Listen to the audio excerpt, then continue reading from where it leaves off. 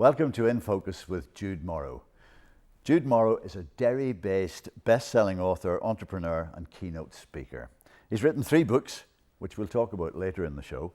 And those of you who know Jude will be saying right now, I've missed something essential out in my introduction. But that's not so. Jude is a champion and advocate for autism. He's the founder and CEO of Neurodiversity Training International, and he believes that we need to let folk self-describe. So that's what I'm going to do, Jude. I'm going to ask you to describe yourself to me. Well, the first thing I'd describe myself first and foremost as dad. I have a 9-year-old son. I suppose that a lot of people would think is against the odds, because even with my own parents, whenever I was growing up, the idea that I would eventually go on to have a son of my own was a bit, I suppose, abstract to them. And I suppose as I grew up, I was an autistic child going through the mainstream school system.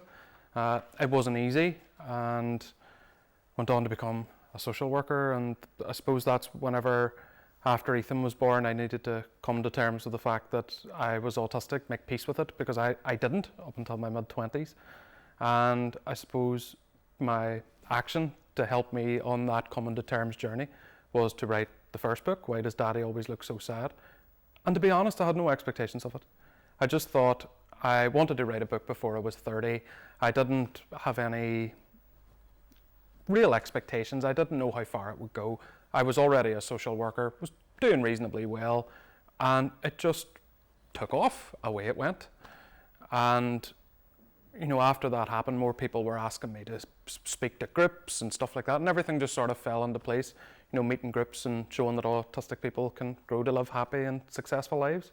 And that's where Neurodiversity Training International was born after that, because a lot of the focus on autism and autistic people, it's always from the negative viewpoint.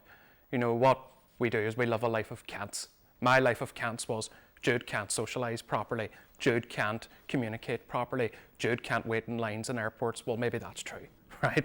I still have some challenges, and not everything is rosy. I can be spiky now and again.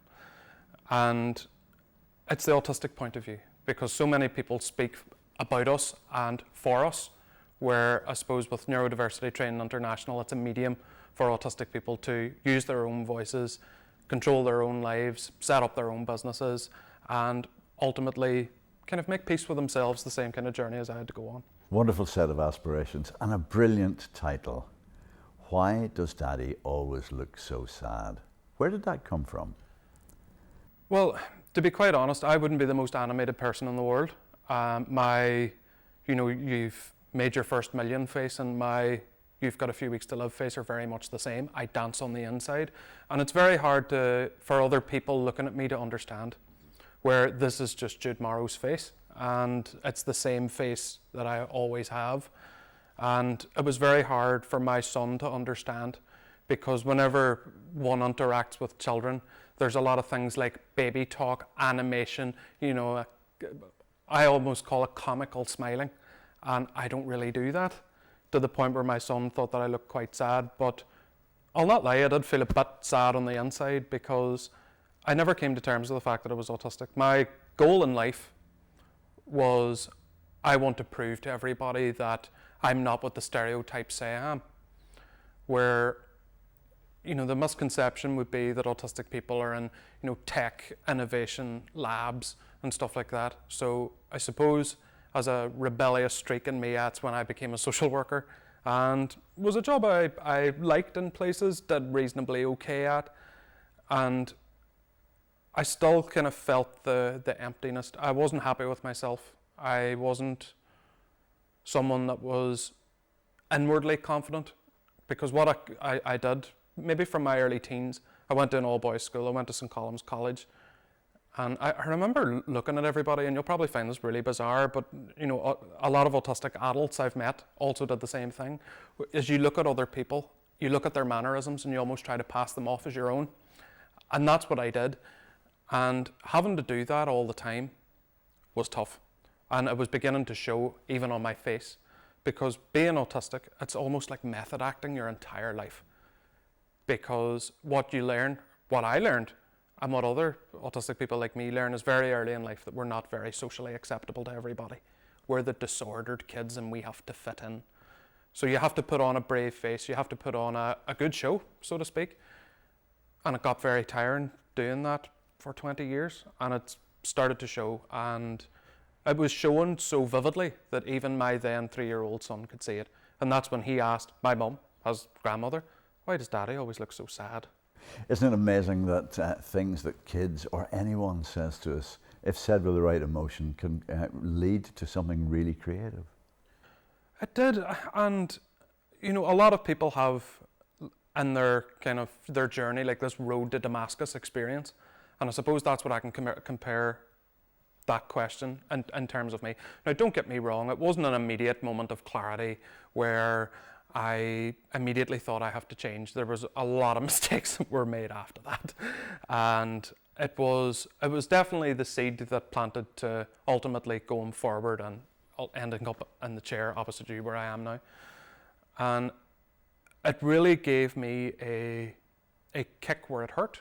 It was like, wow, my son thinks that I'm a sad, depressive being. He thought it because it was true. That's the bottom line. And that's where I needed to change. And whenever I wanted to kind of get help and support to overcome my own anxiety, you know, self-loathing, negative self-image, that journey involved kind of keeping a diary of sorts. And with that kind of diary through that therapeutic journey, that's what Why Does Daddy Always Look So Sad became in book form. One of the most powerful images of the book, or from the book for me, is you and the cars. And it's so stereotypic in terms of our perceptions. So I'm semi-apologizing for it, but it's a powerful image. Say a bit more about the cars. Oh, never apologize, because I like order. I like a sense of order. But do you know what's really bizarre, Mike, is that it's nearly looked upon as diagnostic criteria to diagnose autistic children, where it's almost like an inequality, because in terms of modern psychiatry or even psychology, going into a clean, orderly house would not necessarily always be seen in a negative way, except to the extreme, of course. But whenever I do any like talks or training in groups and stuff, I always say that I always line my toy cars up on the windowsill of my parents' house. And I ask out into the audience, I say, do your children do that as well? And then the paws go up in the air, and then they do, you know, the nod. And I say, do you find it peculiar? And they say, yes, we do. And I say, you know, for anybody that drove here, can I see a show of hands? And of course, all the hands go up in the air. And then I'd point outside and say, well, in the car park, the cars are all lined up out there. So how is that fair? Where children are negatively viewed for lining up their toy cars, whereas anybody that comes to hear me speaking live and they drive, the cars are all lined up in a car park. Even in that backdrop behind you, look at all those lovely lined up cars in that car park. The amazing person from that story, though, is your mum. I mean, your mum was an amazing woman. Amazing. My soulmate, my champion, and she never made a difference. Never ever made a difference, because with my older sister, Emily, she's a few years older than me, and it was kind of hard for Emily to understand why I needed a lot more kind of one-to-one time and attention. But my mum never feared the A word, and the A word being autism. She never feared it, ever. And basically, my mum's parenting of me has greatly influenced the training programs and everything that I give, because it's true to say a lot of parents that I speak to, and I ask, how many children do you have? And they say, I have 3. And I say, which child do you fear for the most? And they say, the child that's autistic. And it's trying to get to the root of that fear. Why does that exist? And the reason it exists is because there's so much negative information. If you look at the definition, right, and I can almost quote it word for word, as a neurodevelopmental disorder characterized by obsessive and repetitive behaviors whilst having narrow interests. And that grains into people's heads. That's in the public psyche. When you have the most creative and innovative people ever to have lived being autistic, but yet parents still fear. And my mum never had that fear. I don't have it. And what I kind of want to do is kind of extract that kind of mindset from my mum, put it down on paper and on slides and present it to everybody. That's the plan. And I mean, societally, we want people to focus. We want kids to focus, to pass their exams, to go to university, to do all the things that we think are appropriate, which are not necessarily appropriate for you if you're creative, if you're autistic. Of course, and I mean, even looking at autistic creatives, and one of the most well-known would be Stanley Kubrick. I mean, autistic people are good at finding their own way, their passions and desires, and it's often a source of quarrel at home, where parents have expectations of their children, and I mean, I'm not gonna shirk away from that. I mean, as a parent, I also have those expectations. And I mean, I suppose that's a bit brave of me to admit on camera that sometimes I don't follow my own advice, but that's a very human thing. And what I find in a lot of work that I do with autistic young people is whenever they can follow their passion and desire, good things happen. Because sometimes what happens is, especially if there's family businesses or family occupations, like if you look at doctors, solicitors, social workers, it tends to be a very hereditary profession, where if parents are doctors, lawyers or social workers, their children more than likely will be too. But it's trying to get out of that psyche, because what I have found, and through my work, was that, what we're doing now is we're working with autistic young people to launch and grow their own business, be their own boss, and make a living doing what they love. And it's a great thing, and I wish I had have done it sooner.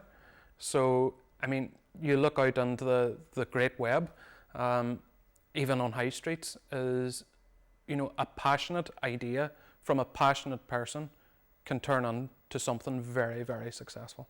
Sometimes the helping mechanisms that we put into a situation, though, aren't always totally helpful. And I quote from your book, the classroom assistant situation.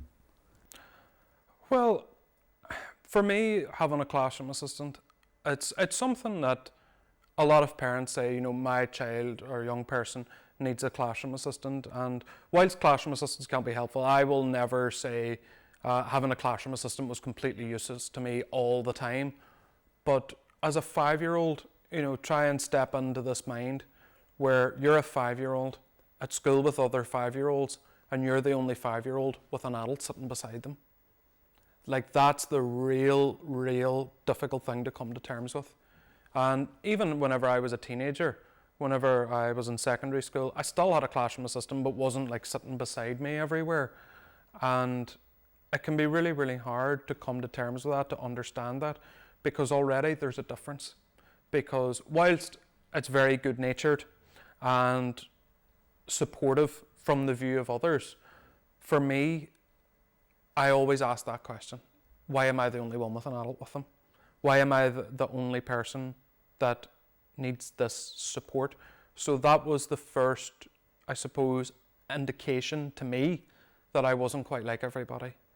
And trying to shake that feeling over years ultimately made the problem worse. And I mean, supports like this exist, and I still call them supports because for a lot of people they are. However, supports are often provided to autistic children, not just here where we live, but across the world, based on a deficits-based mindset from the people that implement them. For example, again, living back to the life of can'ts, can't do this, can't do that, therefore a classroom assistant is needed. But, as my school journey went on, whenever teachers focused on what I could do rather than what I couldn't do, my confidence exploded. Now, it still wasn't at the level where I was accepting myself for being different, because there was a lot more stigma back then. But it's one thing that I would love to kind of propagate out everywhere. Focus on the cans, not the can'ts. Because if you think about it, Mike, we're the only, dare I call us, an oppressed group that are described in terms of what we are not. That's the only thing. We're the only people that I know of that happens to. This child can't do this, that, or the other. One of the biggest cans for you, though, growing up was getting to university to study social work. How did that come about? Well, as far as cans for me, the first real example of a can for me is because I read out loud. I've always read out loud, and whenever we were reading a book in the class, I was the first to put the hand up and say, I'll read this, the whole class. And my teacher at that time had a fabulous idea and said, why don't you be the narrator of our school play? And I was. And it was the first example, even for my parents could see, and I remember looking out and they had this big giant camcorder in the audience, and I could see them, and they were just so happy that I was showcasing what I was good at. And that was the first kind of public speaking gig that I had. If that experience didn't happen, I wouldn't be on this chair. I wouldn't be talking to you, because that was the first kind of installation of belief in me from someone else other than my parents. And that was a powerful thing. And I learned to self-advocate somewhat, to use my voice, to say what I liked, say what I didn't like. And whenever I was 15, I became a bit more isolated, because there's a lot of social nuances to being a teenager that often went over my head or bounced off my head or whatever, just didn't go in. And I became a little bit more withdrawn, and I ended up joining a cross-community youth group in Derry. And whenever I was there, I realised, and other people realised, that I was the person that was good at like filling out paperwork, chasing things up, and giving honest feedback to any questions that people had. And it was this experience that I suppose I fell into social work then, because it felt like the natural pathway. I believe it or not, the stereotypes will say that autistic people are lonely and don't like people. You know, I actually am reasonably fond of people, and I think where I enjoyed some aspects of being a social worker and excelled in some parts of it was even in the likes of crisis situations. I mean, saw some terrible things, was subjected to some terrible things, like most social workers are. And I was able to kind of use my kind of logical mind to break down a crisis situation, look at all the components and say, right, this is what we're going to do. And it was a strategy I used, and it served me well throughout, I think. One of the cants that you turned into a can was that very thing, dealing with emergencies. Why was that a cant initially, and how did you work with it? Because there's the word fear, right? I was told a long time ago, fear is an acronym, like false evidence appearing real. And I took on a lot of false evidence that did become my reality, because even reports and stuff that were written about me, and some things that others said about me, whether they were professionals or teachers, people saying things like, you know, Jude doesn't really get social nuances, he doesn't really understand people, he doesn't really get sarcasm, he doesn't understand kind of intricate or delicate social situations. And that became real in my mind, where I felt, oh dear, I can't do this.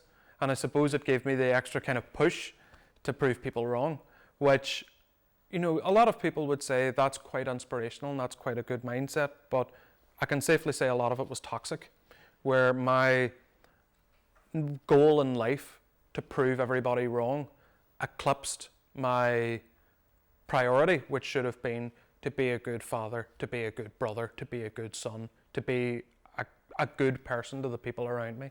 And this toxic wanting to prove everybody wrong ultimately pushed the people I wanted to prove wrong further and further away. One of the biggest things that happened at that stage in your life, of course, was you discovering that you were expecting Ethan. That was a big shock, like it is for any first-time parent. But at that time I was 22. This was November 2012. I'd just become a social worker. I bought a car, bought a house. Life was good. I proved everybody wrong, I thought in my head. And one thing I do is I like to plan ahead. I wouldn't really be the spontaneous type. You know, the words go with the flow, do not compute with me. So whenever I graduated from being a social worker, I had this plan in my head. I wanted to travel, I wanted to do this, I wanted to do that. And then it was the sudden life change. Because I thought at that point, see the autism thing, I won. Look at me, look how well I've done. That was so I arrogantly believed. And it was a big shock. It was scary. And don't forget, at 22, 6 years ago, I had a classroom assistant. And now I would be responsible for keeping a little child alive. So, I mean, all of these can'ts and all of these things and everything kind of all amalgamated together and really, really frightened me. It scared me, it put me off, and I genuinely believed I wouldn't be able to do it. Because I was written off so much through my whole life. And then all of a sudden, I have this change, and I suppose now, over 9 years down the road, me and Ethan are very close. We get on very well, and we understand each other quite well. I don't want to spoil the book for those who haven't read it yet, so I'm not going to delve too much further into this. Just to say, and to give you the opportunity to comment, that expecting Ethan, having Ethan, growing with Ethan, was what led you to therapy. It was, and I always say this whenever it comes to spoilers, I don't die at the end. I don't die at the end. Good. But it was very, very tough because I am a creature of habit, a creature of routine, but yet at the same time, I don't sit still for very long. So it was a lot of my kind of inner turmoil and conflict was starting to impact upon the relationship with Ethan. And that was the real challenge, especially for his first couple of years. Okay, we're not going to do the lived happily ever after bit here, but just to say that normally when you talk to an author about a book, you start with the description of the book. We're going to end before we move on to the next one, because for me, Why Does Daddy Always Look So Sad is beautifully written. It's uplifting, it's enabling, and it's poignant. Thank you. Second book. Okay. Loving Your Place on the Spectrum. Very, very different book. Why Does Daddy was written from the heart. And as you've already explained, also written from your journals, which was very, very important. Loving Your Place on the Spectrum is written more from the head. It's more explanatory. I love it, and I'm going to give you the introduction this time. I love it because it's a book that sets out to make you think. It challenges and it changes your view of the stereotypic way that we in society view autism and people who are autistic, the autistic community. Yeah, and you're quite right to say it was written from the head, because it was, where after Why Does Daddy Always Look So Sad came out, and that was, I suppose, my big public kind of coming out as autistic, for want of a better phrase. And I thought after, or even during the writing journey of Why Does Daddy Always Look So Sad, that I need to come out to people about being autistic. And the fact of the matter is, everybody knew anyway, and nobody cared or saw me any differently. And what I wanted to do after that is, a lot of people were reaching out. As I say, it went way further than anybody ever expected. And before it was picked up by Beyond Words Publishing and republished again, a lot of people were reaching out to me. I was joining a lot of groups, because throughout my whole time of being a social worker, like, I saw everything. I saw, because I work primarily in primary care, older people, mental health, palliative care, and saw pretty much everything. And the most powerful support mechanism or therapeutic mechanism that I ever personally experienced or saw other people experience was peer-to-peer support. So I joined a lot of peer kind of groups online, was talking to people, met my tribe, so to speak. And I realized that now, or even then a couple of years ago, a lot of people were experiencing the same things that I'd experienced in the mid to late 1990s and early 2000s. And that's where Loving Your Place in the Spectrum was born, ultimately from talking to other autistic people. There's other contributors in it. But all of a sudden I found myself going to schools, going to groups, doing corporate stuff, and it was just all kind of spiraling. And a lot of people were asking questions, and I always make a note of everything. Like, anytime I do anything live, I always make a note of the questions that people asked. I love record keeping, and I wrote down all these questions, and I thought, how about I answer them in a book format? So it's almost like an FAQ, and I mean, as far as a goal for the book, is what I wanted it to be was something that parents of autistic children or parents who believe their children may be autistic can get some form of reassurance and start the journey on the right path. That's where the book was born, and that was the ultimate goal of it during the writing journey and post-release. Of course, it has a much wider impact than that, because people like me who've got no real contact with autism, as far as we know, learn a lot about the way we have traditionally viewed autism, the autistic community, and the misconceptions that we've been brought up and believe. Yeah, and that's what it is, because with anything to do with autism, the public psyche, you may think, comes from medical research and so on and so forth. But really where I see it, it comes from is marketing companies looking to sell their stuff. Because I mean, there's one emotion that primarily drives commerce in pretty much every sector, and that is fear. And I think, kind of feeding into that is, if you don't buy our thing, your autistic child will get worse, and if you leave it too long, the problems may be insurmountable. And that has almost become like an industry in its own right. So what I wanted to be was like a counter of that, to say, look, things will be okay if you have the right attitude, you have the right mind, you enter the journey the right way, and you stay on the right path throughout that journey, because it's all fear driven. That's what it's come to. And I've always said it, and I'll take the opportunity to say it now. Imagine if Einstein was born today. He was born today. Somebody would probably say to him, now, little Albert, you need to stop obsessing about space and time and the nature of reality. And that's quite sad, because we wouldn't have general and special relativity. We wouldn't have the photoelectric effect. Whereas when autism wasn't stigmatized or so universally feared in the public psyche, that's how Einstein was able to formulate, articulate, and distribute the theorem that we know now.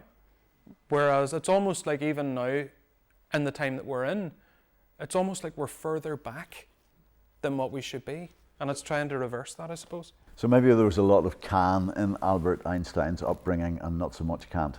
There certainly was. I mean, whenever Einstein was encouraged, praised, supported to follow his dream, to follow his passion, that's how those discoveries were made, which ultimately led to him receiving the Nobel Prize.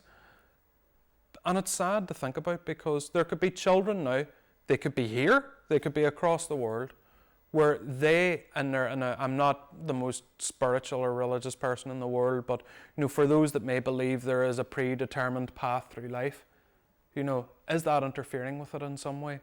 Because you never know what discovery or what innovation or what miraculous discovery that child may make. And as a parent or a caregiver or a teacher, do you really want the responsibility of that? Of kind of blocking that amazing thing which could come into the world? Because if you look back through history, autistic people who've been left to follow their passions, good things have happened. And those whose passions have been quelled or quashed or dismissed in any way, bad things have happened. Founding Neurodiversity Training International feels to me as if it flowed on from the book. Well, I suppose it got much larger after the book was written. I mean, with Neurodiversity Training International, it has existed kind of on an informal basis. I was doing things while still working part-time as a social worker, and I suppose after loving your place on the spectrum, it grew up a little bit more, where I was doing a lot of training. I was getting a lot of requests to come into schools and groups and even corporate stuff. I'd already done a TED talk by that point, and I suppose it just got larger and larger and grew, because I suppose it was a bit of a breath of fresh air. And now I feel I'm in that happy place of living my life the way I want to live it and following and pursuing my own passions.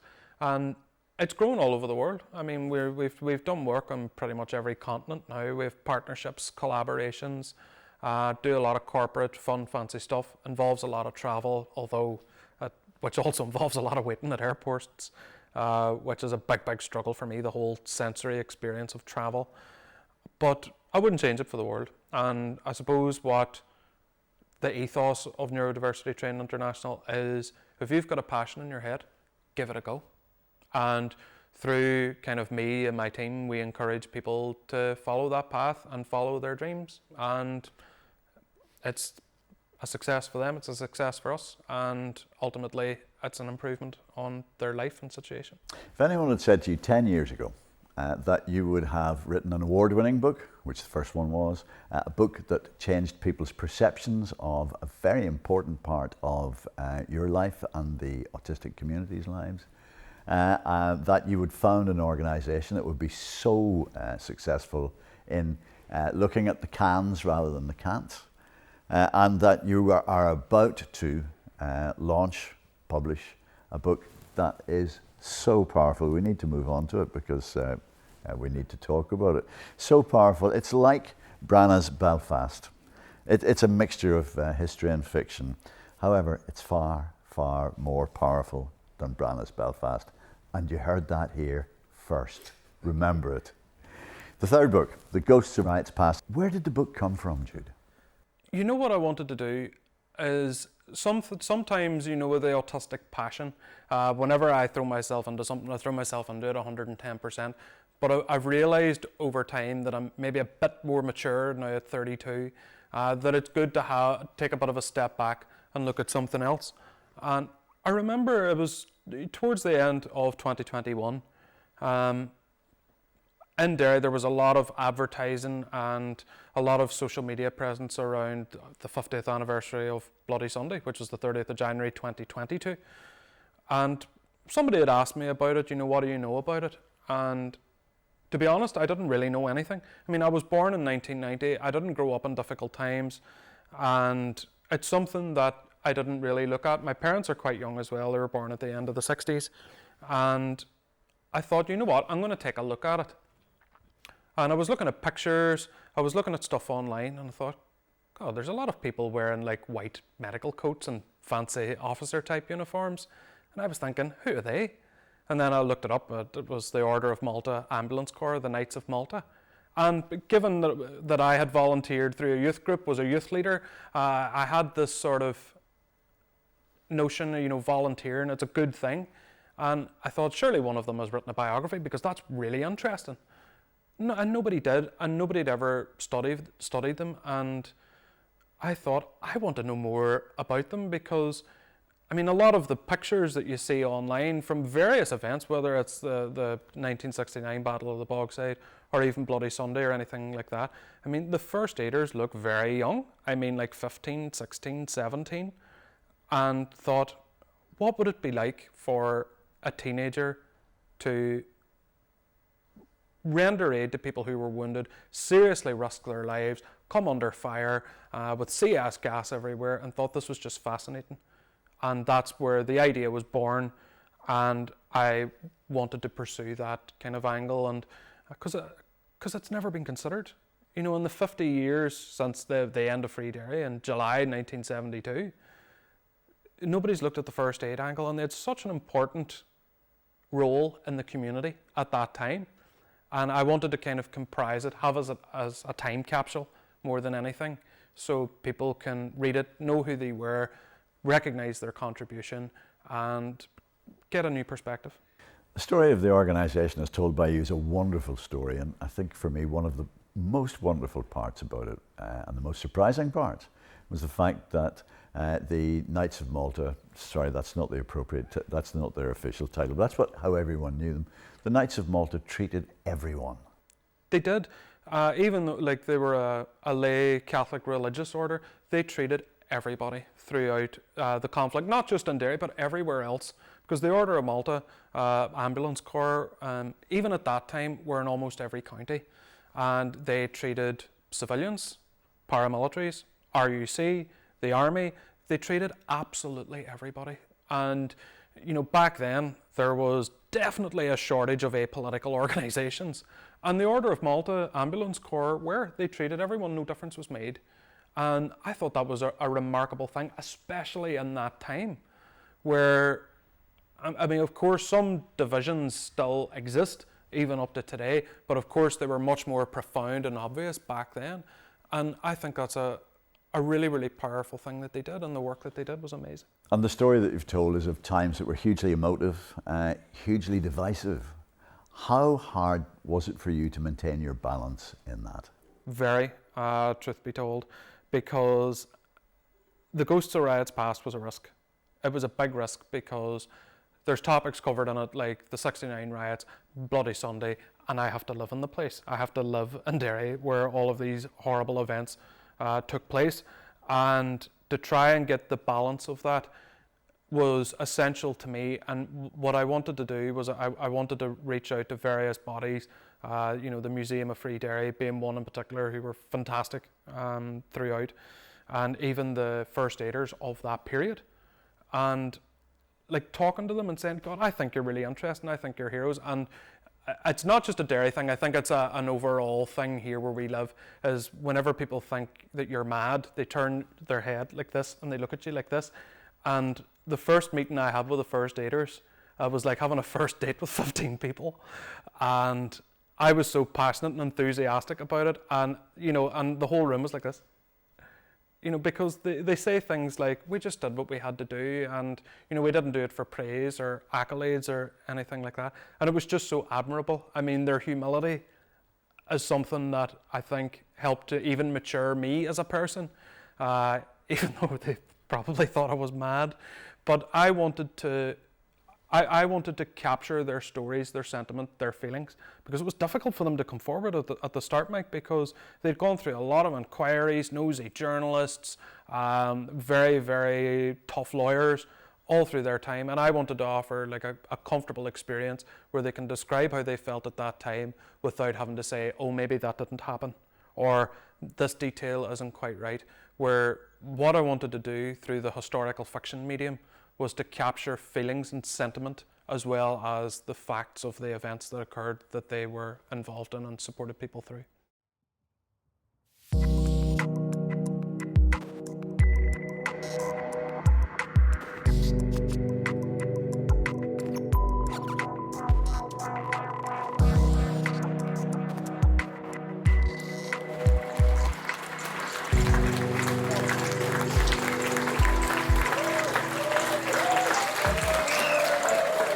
Proud, unbelievable. It's exactly what I set out to achieve. Whenever I wanted to kind of visualise the book and the first aiders getting the recognition that they deserved, mission accomplished to me. That's it now. Cast your mind back just an hour and a half ago to you were looking at an empty hall. I was. And just talk me through how it feels since that empty hall feeling. It's just gone into the empty hall. I went in and thought there's so many chairs in here, is there going to be enough posteriors for all these seats? And there was, luckily, and the feeling I have now is just incredible. Everybody seemed so happy, everybody was delighted it was happening. It was great. It was probably the most humbling experience of my writing career to date, and that I will probably ever have. Two things happened tonight. You got a standing ovation, and you also had hugely long book queues queuing up to buy and get you to sign their books. It was. Whenever everybody stood up, I was just so, I couldn't believe it. I didn't know what to do. I didn't know how to handle it. Where the emotion kind of governing that moment was, I don't know how to handle this, rather than absorbing it, enjoying it, and soaking it all in. But you know what? That ovation wasn't for me. It was for the first aiders. That's what it was for. Like, all I did was write a book. I lived a very sheltered life. I didn't come under gunfire for trying to render first aid to people. I mean, I would love to say that Stand Nation was for me, but it wasn't. It was for them. I'm just blown away by the characters, the fictional characters you created. I love Martha. Martha is amazing. She's good Her fun. mother is absolutely outstanding. Her friend, wee Caroline, is wow. I mean, come on, you know. And they are absolutely fabulous. And I want to ask you, first of all, how did you manage to write those characters? Because those were not easy characters to write. No, they weren't. Where there was a couple of things that I wanted to capture, and a lot of people have asked, whenever I was reaching out and talking to people, why are you doing historical fiction? And I mean, the first basis for the fictional characters that exist alongside the real ones was that I could have a fictional observer or observers at the right place in the right time or the wrong place at the wrong time to give a wider view of events. So what I was able to do in the research, whether it was particularly Martha, is looking back through reports and books, let's say, of Bloody Sunday, and being able to plot a path for her where she could see the most and give a more wider view, because in reality, not every person could see everything that was going on. So in a plausible way, I wanted them to be able to see things that perhaps the real people didn't. Where, I mean, everybody had individual stories. I mean, we met as a group several times. I met a lot of them individually, and they were given their stories, they were given their points of view, but didn't see absolutely everything at any time. And I wanted to have some kind of flashes of Derry at that time, like a time capsule, and of how attitudes and people interacted with each other at that time, because, I mean, it's a big kind of societal shift that took place between the 1960s and later on up to now, where even like, and that happens a lot. You know what I mean? If you look at even the two Woodstock festivals of 1969 and 1999, one was wonderful, peace, love and happiness, and the other was a fireball. You know, so, I mean, I was born in the era of the fireball in the 90s, so being able to look back at the peace and love was a lovely thing, and, you know, trying to capture all of their emotions, their thoughts, and putting that down to sort of fictional characters, because a lot of them maybe weren't happy putting themselves forward and saying and attaching themselves to certain recollections, because, I mean, back then, you know, PTSD, trauma, depression, things like that weren't really talked about. So what I wanted to do was to have the fictional characters feel the real feelings that the real people felt, and articulate them in such a way that it represented the first aiders of that period. The question that really intrigues me, though, is how did a 31-year-old man get himself so well into the character of a 58-year-old woman who's on the verge of Alzheimer's diagnosis? How did you manage that?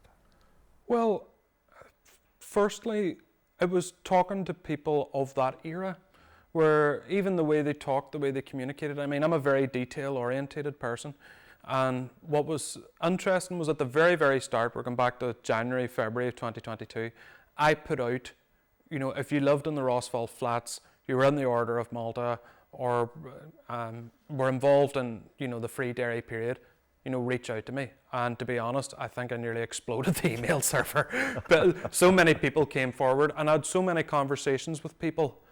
And I mean, I threw myself into it, heart and soul, completely, and got completely immersed in it. And kind of interviewing so many people, I tried to get all the similarities, all the, you know, the highlights, the best bits, how people communicated. Even as one example, whenever people of that generation describe somebody, they say, oh, they were always very well turned out, which means they're always very presentable and wore nice clothes. Now, that's not an expression that I would say. So kind of trying to keep note of all of these expressions and sayings and trying to mash them together into a character. But one of the biggest kind of challenges for me whenever it came to the character development was old money.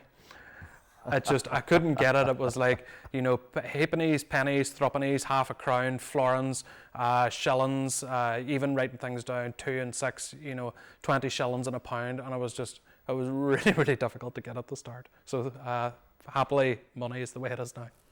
Indeed, it's far, far simpler and far, far easier to understand. Of the real characters, I'm only going to mention one in passing and briefly at that. Wee Gilly, just beautifully, beautifully personified. You know what, with the reason why I'd went for Hugh Gilmore is, you know, I wanted Martha to live in the Rossville Flats because I have almost like a mythical view of the high flats, because I was born in 90 and they were demolished in 89, where I can't imagine the middle of the Bogside having 3 towers of sector block flats. I can't imagine, but yet people of that generation are still shocked at the fact that they're gone.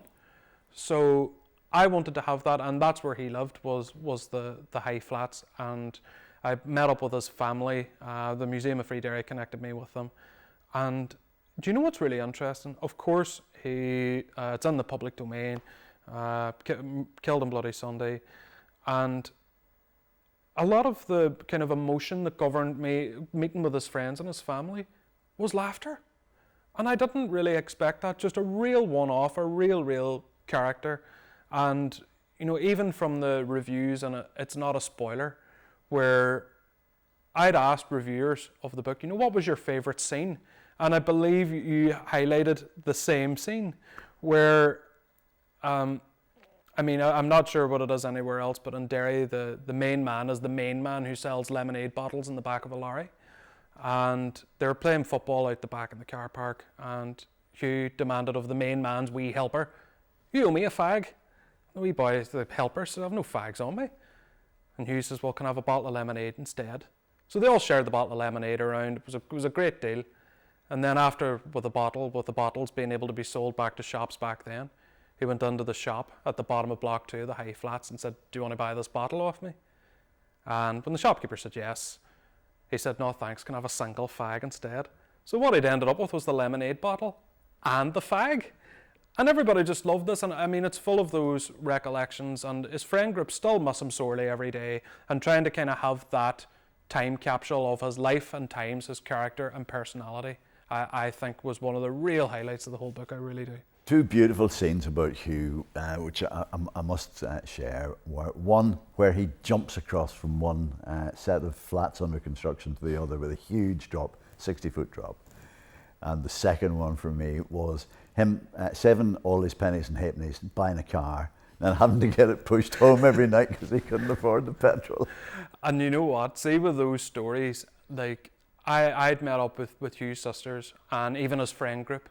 And see, there was a lot of things with Hugh that his family didn't know, because his friend group, had their own memories of pushing this car back, and even whenever the high flats were being built, and helping people up the stairs, with their furniture and their bags. Welcome to your new home. Would you like a hand up the stairs with your stuff? all of the schemes to get a rise, as they say, but. And what makes the kind of narrative a bit more poignant is that all of these positive recollections just leaves the question, what could have been? And have you started work on the sequel yet? I'm not sure yet, maybe. And have you written the screenplay? Well, I'm considering it. Okay. Do you know, Jude, this has been an absolute delight having you on In Focus on NvTv. Thank you very much for taking the time to spend the time with us today. Thank you very much.